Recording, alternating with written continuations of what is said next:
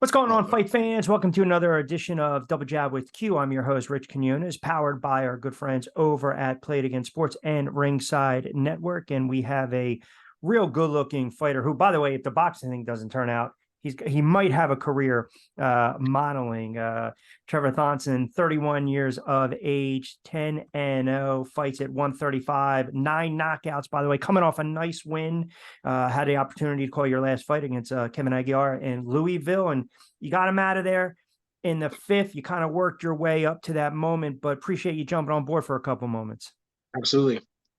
So let's talk about that fight because, as I mentioned, I had the opportunity to call it for BXNGTV, Boxing TV. And the one thing I noticed is that you were a real patient fighter. You know, you worked the body a lot. I mean, your style is pretty aggressive. You know, body shots, the uppercut was finding a home. I thought it was inevitable you were going to get him out of there. I know it's a loaded question, but I always have to ask fighters, you know, what was the game plan going into that one? Well, it's funny because I remember in the past my one of my bros, Shaquille Finn, he was telling me about how tough Mexicans are, and we can see that they have the fighting pride, fighting spirit. They can. He said you have to go downstairs with those guys. Naturally, I'm a body puncher. I've even in the amateurs, I've always thrown body shots. So the first round I didn't start too much, but then at the end of the first, I saw that I got him with like a counter right, and he was still looking me in my face. So I'm like, okay, we have to go downstairs first Yeah. to slow him down, to break out, to make him bring him down. And I forget they say body shots make cowards of us all. So at the end of the day, you can hide a hard shot to the head, but you can't hide about being hurt to the body. Yeah, absolutely. You go to the body and the head's going to fall. And typically, as your career progresses and you start to get in those 8, 10, maybe even Yeah, those 12 rounders, right? Those body, you're banking, you're building up equity in the bank, so to speak, with the body shots. And it's funny because you did mention your style is come forward, aggressive, and you yeah, have some of these fighters that you've fought. And also, you're going to fight going forward, especially if they're any type of Latin fighter, Mexican fighter. They're constantly going to keep trying to cut off the ring. They're constantly going to try to cut off the real estate. Another thing I noticed because I highlighted in my notes is that you kept yourself out of harm's way. You've kept yeah, yourself. You created the distance. You had that jab going. You threw some of those combinations. You went back to the jab. You were on your bike, but you were using your legs to keep yeah. yourself out of And sustaining any damage. Is that I, something you've worked on? absolutely. And it's funny because I have great the coaches have great legs. When it's time to move, I'm able to move. I wouldn't say I'm so much of a boxer, but I remember a long time ago, my coach telling me because of the fighter I am, he's like, listen, we're not gonna always counterpunch. We're gonna either go from defense to offense because I'm not the greatest counter puncher, but I could counterpunch. But he's like, that's where a mistake can be made. So he's like, while you're on the defense, take the defense, and then when you're gonna attack, attack. So I put myself in a position where I know I could attack the best. You know what I'm saying? And sometimes if a counter punch could come, I could take it. But I like to keep myself in I have good legs, as defense, so I have I good legs. think you have to, right? Depending upon if you're going against an unorthodox fighter, Yeah, sometimes if you're going against a fighter that is always going to come forward and make it an ugly fight, right? Especially those early rounds, or if they're losing on the scorecard, they figure I have to throw everything out the window. I have to clinch. I absolutely. have to make it a dirty fight. Let me press the action. It's a rarity too, especially with fighters that are able to fight off the ropes, right? It's tough, and sometimes if you back yourself in the corner like that, you need your legs. It's Yeah, something that you have to absolutely. work on. Do you watch film on guys? Now I don't know. Was this opponent set in stone or was this short notice? No, he was set in stone because I remember I think he the fight was let's say because when I came back to Vegas, it was a short camp. So but I knew I was fighting him for like almost a month and a half. Okay. So he had time to prepare. And I saw his box rec. I saw he was inactive. Some guys can look at it. I never overlook my opponent. I always give him the benefit of the doubt. I said, okay, maybe it could be promotional issues why he didn't fight for a year. He's older now. He's Yep. actually filled out. He's stronger. Maybe he had a time to fall in love with the sport again because sometimes you do need that mental break. A year off at his age isn't a problem at all. So Right. I'm like, he's probably coming focused and ready, and he's gonna be bigger, stronger. So that's why I put that in my brain. Don't I didn't want to go in the fight thinking, oh, he's been off for a year. He hasn't been training. I don't know that. He's probably been waiting for this opportunity the whole year, you know. So um I knew about him, and then I watched his two of his fights. I saw that he was very, I know he wasn't a puncher, but I saw he was very busy with his punches. Like he throws a lot of 1-2s. So I'm like, okay, we're gonna try a punch in between the shots and then go downstairs. And I felt once had hit him, because I know I'm a power. So once I touched him, I felt he respected it like a little bit. And only round three, I really knew that I was gonna get him out there. Yeah. And I felt the same thing, even calling it. It's a really good point that you bring up with the inactivity. I mean, I happened to just call a fight over the weekend in Philly where a fighter who actually, I believe, resides out west, Devon Lee, had 5 years of inactivity, right? BoxRec doesn't really always tell the story. We know you Yeah, guys, exactly. everyone, we get hit with the COVID, the inactivity. It's not there. Sometimes you got to work. You know, it's very hard to be a full-time fighter. You got Yeah, family. I know for you, I would say, you know, you consider a late start to the game. I think you yeah, got into sport 19 years of age. yeah. I no, I know I just had 21, but I Okay. just stayed busy. I was in the gym, fortunately for me, in Montreal, that it was the hub of Montreal. Like they put shows on almost every weekend. So fortunately for me, I got to fight everybody. I got to spar the best. I put myself in dangerous situations in terms of like being new to the game, but sparring Olympians, sparring high level professionals. Even though at the time it was tough because growing up at a late start, you do get the brunt end of the sport, so you're getting Of beat up a lot. course. So I'm learning. So I always just ask myself, I'm like, damn, like it be 45 years, I'm still sparring these guys are still getting the best of me. I'm like, yo, when am I gonna? But they're getting the best of me. Mind you, I'm winning all my fights though. But in the gym, they're getting the best of me. But I'm like, damn, when is it my time gonna start being able to beat up guys in the gym? And you know, and then I think on my 6th year, it was just like, boom, I just got over that peak, and it was just like I'm sparring Devin Haney, Shakur. These guys now, it's like I'm in the ring with anybody in the world, you know. Yeah, that's the And next question I wanted to ask you. You're sparring these guys, Shakur Stevenson, Devin Haney, Brandon Figueroa. I mean, you know, you look at these guys almost like a who's who, right? And they can carry yeah, their weight in the division as well. So sometimes you're getting that sparring. And to me, that's baptismal by fire, right? Because yeah, you're pressing them a little bit, you're getting their best, and that's yeah, bringing out the best in you. yeah. And it's good because one thing I remember a new fighter was telling me, he's like, "How do you feel about the fight?" I said, "Bro, listen, if a fighter tells you he's not scared, he's lying to you." Mike Tyson was scared going to the ring. I saw Bermain Sturman in the gym. I asked him because I was teaching a class. And I'm like, "Are you scared when you go to a fight?" He's like, "I'm shitting bricks," you know. So I said to him, "The only thing I rely on is, well, obviously my faith in God, but my training. If I know I died 4 or 5 times in camp, right? Guys, sparring partners that they were just they're giving me the work, I was giving the work back, then I know for a fact that even if my opponent, let's say, is gonna beat me, he has to go through hell to beat me because I never give up once in my camp. I know I'm 100%. I'm ready to go to the 8, 10 rounds. I'm willing to go that distance. So you're not beating me because I'm not gonna get tired in the ring. Nothing like that's gonna happen. So I know that at my best, and it's funny because when I'm at my best, I always envision the fight, and I'm like, there's no way that can beat me. I'm playing out all the possibilities in my head, and I'm like, he can't beat me. Like I'm too ready, you know? Do you look at right now, you know, you're still relatively young, 31, Yeah, 10 pro fights, but do you ever look at it as, okay, little late start, got to make up a little bit of time, got to start now trying to bank some more fights? I mean, typically in a perfect world, you probably want 3 to 4 fights a year. Maybe you get a quick stoppage here and there, and then boom, yeah. you can turn right back around in another month. But has that ever crossed your Well, mind a little bit? I did 7 my first year, and then I tore my bicep, so I did 2 last year, only because of the tore bicep. And then now I sold to my pro. I said, listen, like I want to do 8 fights this year. He said, because you're getting up there in like 10 rounders, 12 rounders, we can't Yeah. give you 8 fights. But then he said to me, he's like, yo, if you're knocking them out, I gotta do my job and get you a fight. So I said, bet, like, okay. So he called me today. He said we'll be back February 24th, actually. It's not 100% locked in, but that's what we're looking at, the 24th of February. It's more of it's a stay busy fight, but against someone who's durable, because at the end of the day, for me to prove myself too that I do have power, because a lot of fighters knockouts come early in the beginning. Sure. You know, when you look at like championship power Canelo, who when you can knock out a guy who's never been knocked out before, or you're knocking out guys who are actually good, then you have real power. Yeah. It's like, okay, you weren't just knocking out guys who want to go home, you know? So And if you're knocking them out in the sixth, seventh, eighth round, it's that's like you're carrying that power, you know? yeah.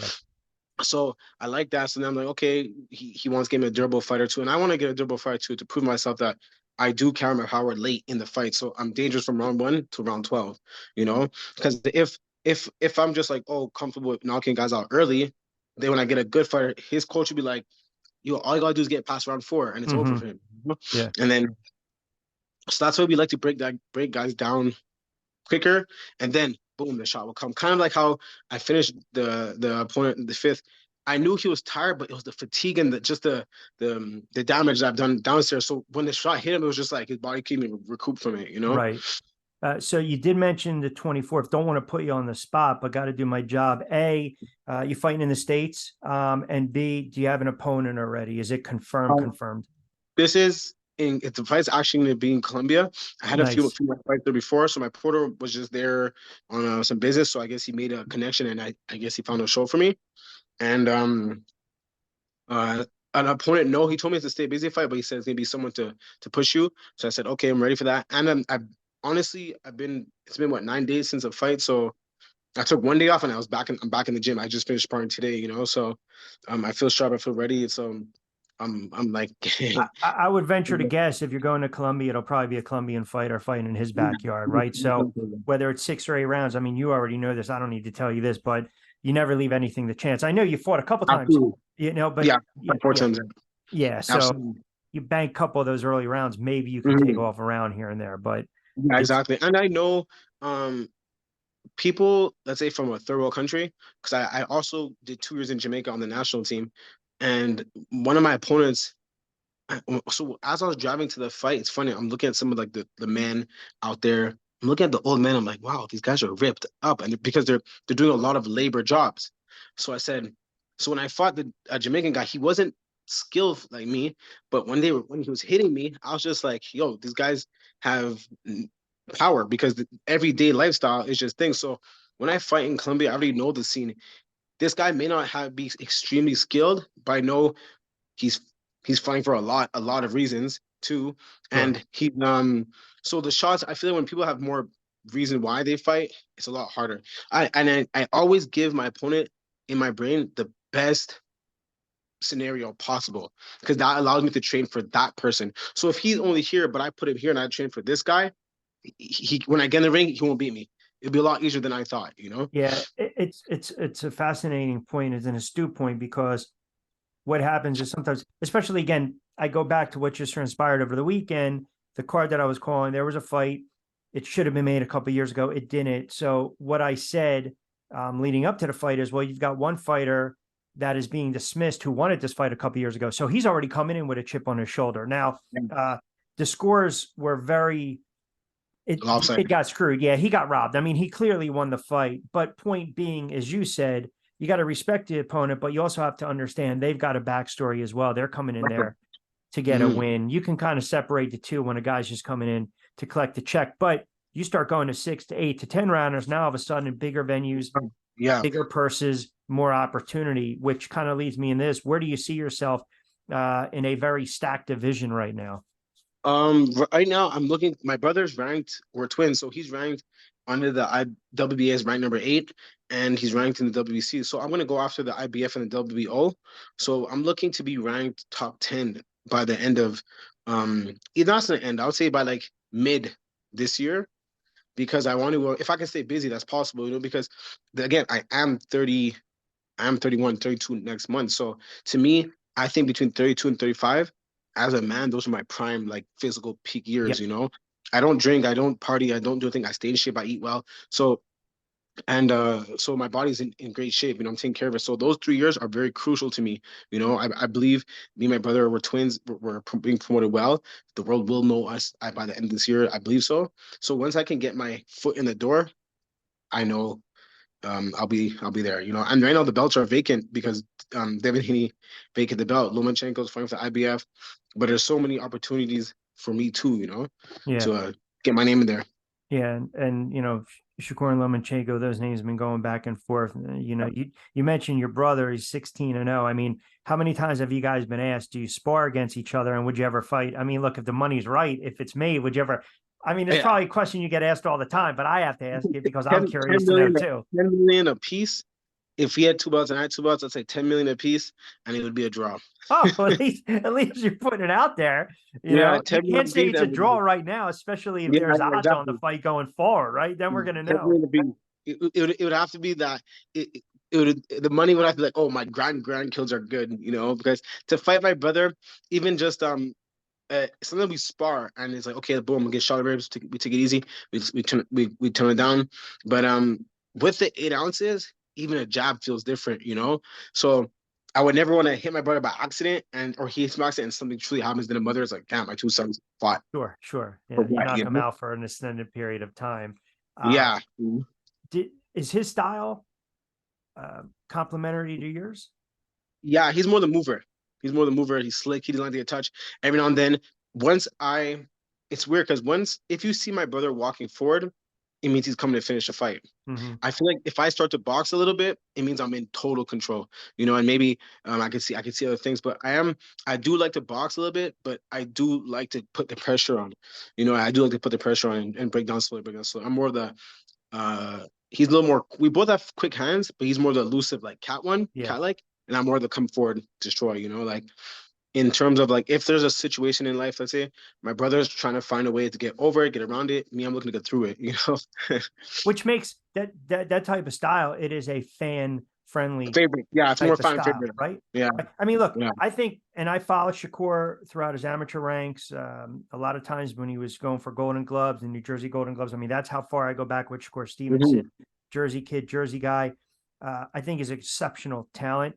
Absolutely. But I feel as though people, and I think a lot of it has to do with social media, which is so toxic, where if you don't knock the guy out, you're a bum. The Yeah. object is to hit and not get hit. Okay. So people look at his style. You're allowed to have an off night sometimes. Yeah, I yeah. don't think it means they've exposed you, but I think Hmm. the knock on some of these fighters, especially 135, is, step up in weight, step up in competition, so to Yeah. speak. I But think again, I think in our if they're division, not willing to fight each other, then what can you do? that's the thing. Is no one's. I think out of all the boxing, of all divisions, the 135 and maybe the 140, there's so much talking going on more than Fighting. actual fights going on, more than talking. And I think that's where maybe Shakur gets the slack, only because before he was saying, "Oh, Frank Martin's a duck. Frank Martin's a duck. This guy's that. This guy's that." He was talking a lot about Devin Haney and Tank while he was being prepared. That's one thing I respect about Devin Haney was when he was fighting Cambosis, the interviewer asked him about someone else, and then he paused the guy and said, "Listen, how could you ask me a question about someone else when I have this guy in front of me right now?" And that's the truth. I know fighters always say, some interviews will ask, "Oh, what do you think about this guy?" And fighters like, "Oh, I don't want to talk about that until we get him out." And that's the utmost respect for the fight and your opponent, because the truth is, I think overlooking anybody is can be a real problem. And that's the beauty about boxing, because we've seen so many fights where boom, the guy gets hit once and oh, the biggest upset of the year, Yep. because maybe for that split second he wasn't focused, or maybe he was just too much talking about this guy while his other opponent was working, and he's 100% locked in about you, and you're only 50% locked into him, and not knowing you have a real fighter in your hands. That's I always tell young fighters when they turn pro. I said, listen, just because you're fighting a bum and you think he's a bum, don't think that, because if he decides to show up tonight, what's gonna happen to you? Yeah. What's Yeah. gonna happen? It, You it, know? it's a fair point, and I also think a lot of it has to do with, like I said, just to trying to market and build it up to try to Yeah, squeeze more money, which I can't. I mean, think about it. You look at Davis, Shakur, Loma, Segura, yeah. Frank Martin. I mean, if I throw out a couple of those names, give me a word or two to describe them. Like for instance, Lomachenko, I would say textbook tactician. Shakur. Um, a big shield, the defensive shield. I like that one. Car Shield. Haney. Any speed, How about Tank Davis? uh, bullseye. Because I've heard too many stories now of him, obviously having power, but they're saying his best attribute is his shot placement. So like he's hitting you right here, he's hitting you right here. So with the power behind that because some guys have a lot of power, but they just graze you, and it's like, okay, maybe you can survive. But Tank, I heard too many stories of Tank hitting you in the exact spot where he really wants to hit you. So his punch placement. So I'd say bullseye. That's not bad. But I also think sometimes conversely, if you kind of know that, not that you would know it going in, but if you really were astute, you time it, get your counters. I mean, But it's that's what tough it's with him.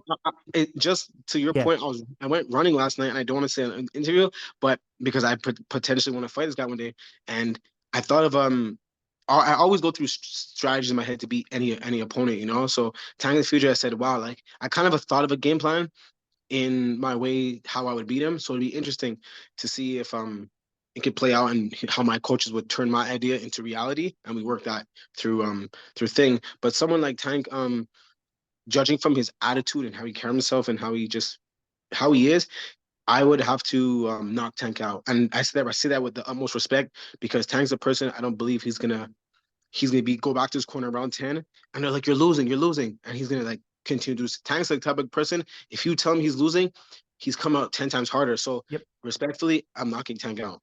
Yeah. Well, That's the listen, only and reason. for 130, 135, or 140, to have that type of pop and power, that sells Yeah. tickets too. Yeah, absolutely. It gets fights made. And again, you don't Mhm. always go looking for it, but you'll know within a couple rounds. I mean, it's almost Coming. inevitable. Sometimes you can just flat out overwhelm your opponent and then Yeah, it turns absolutely. to, I think one of your fights that you fought on a card with your brother, I think that was the case, right? One, I think it was either you or your brother. The kid didn't get off the stool. Yeah, it was me. He stopped at the store. Yeah. Was that Chavez? I think so. Yeah, yeah. He stopped at the store. It's funny because we had a small clash of heads, and it wasn't not there was no blood. Yeah. So after it was in the middle of the round, and so I'm hitting him. I realized that he was a slick boxer because he fought Tiger Johnson. He fought a few experienced guys. So I said, okay, he knows what he's doing. And then so I'm walking him down now. I started just walking him down. I'm like, that's it's over. I know for a fact once I start walking, it's over. Then at round four, he didn't like what I was giving to him. Then he got up and he started to complain about the headbutt. But the ref said to him, "You quit. I didn't stop the fight, so you're done." And I knew it was because right after that he rounded the ring, ran to my promoter and got his check. So I'm just like, you knew what was gonna happen.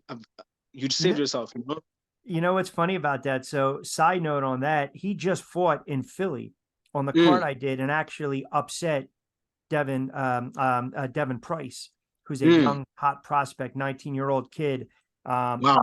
and floored him early on. And Price came back and fought tough, but I mean, clearly clean sweep. They had a 40-36 one judge, but it was 40-35. But Did, it did was funny six because rounds or four what's rounds? that? They did 6 or 4 rounds. It was a 4-round fight. Oh wow. See, that's the thing. Cause see, for me too, when I was boxing the guy, I think yes, he stopped at 5. I'm not sure. But for the first 4 rounds, he was a tricky southpaw. And I said because just because a guy loses, like you Yep. said, box track doesn't tell the story No, it properly. doesn't. It doesn't. Box track makes people They look look worse at than it.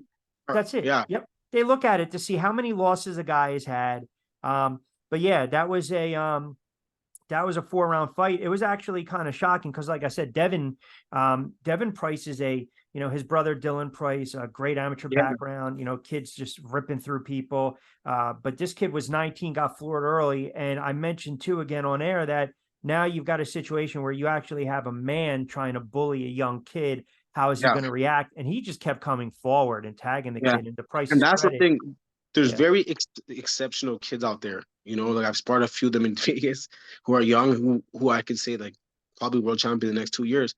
But the thing is that this is a grown man sport. I don't care what kid's doing what. Like when you get a man who could fight, who could box, who's as fast, he's in shape. He's the power between a guy who's grown man and 19. 19 is still a boy, to me. And in a sport, I don't care what's people understand. Sparring is sparring.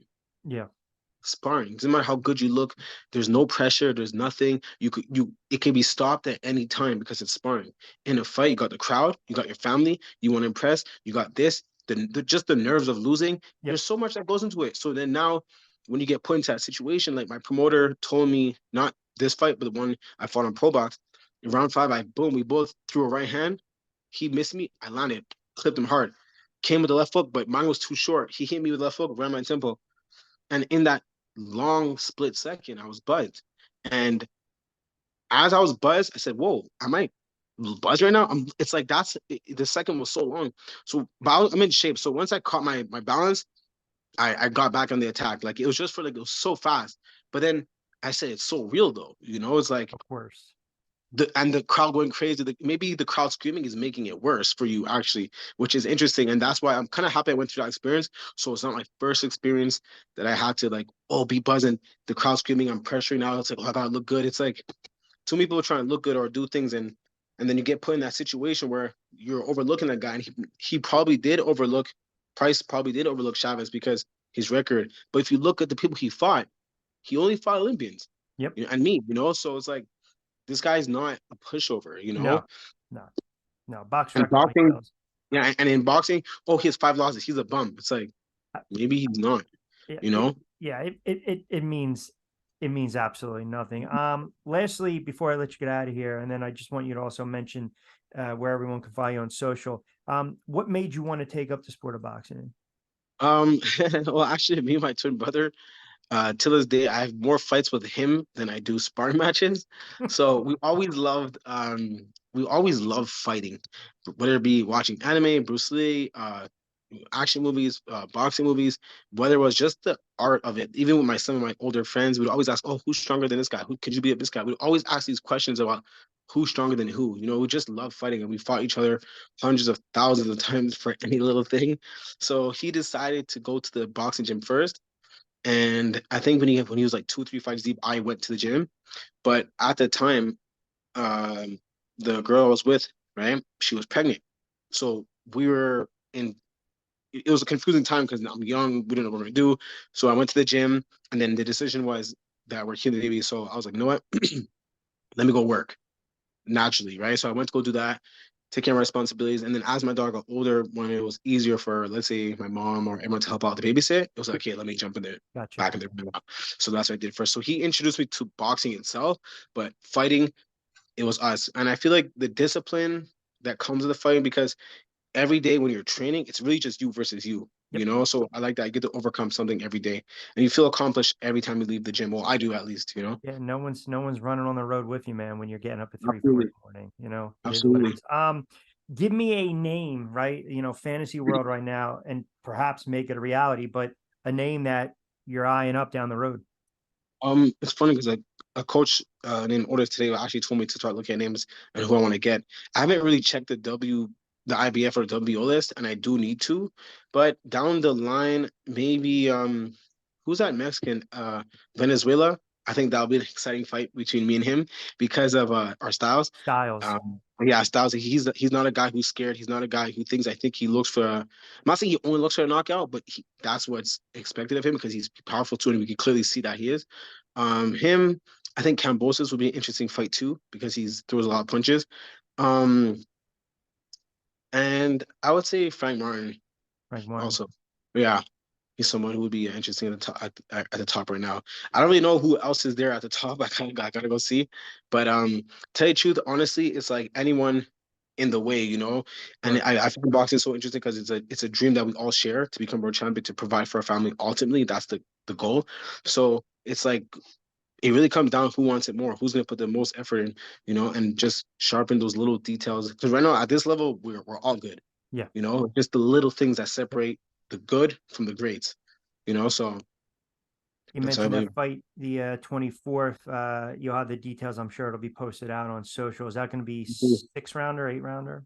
Oh, I'm down to six. Definitely eight. I think That's what I thought.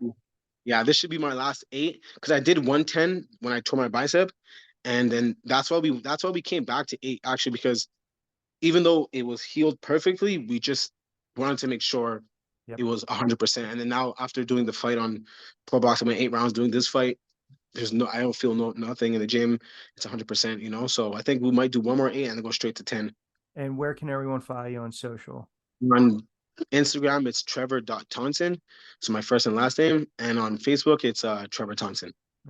I told you if the boxing thing doesn't work out, you know, you got that chisel, you got the GQ going for you, so you can always double up, sit you with me Yeah, at the broadcast booth. I yes, need yes, I need yes. someone to look pretty next year. So you know what I'm saying. Yeah, yeah, I got you. I got you.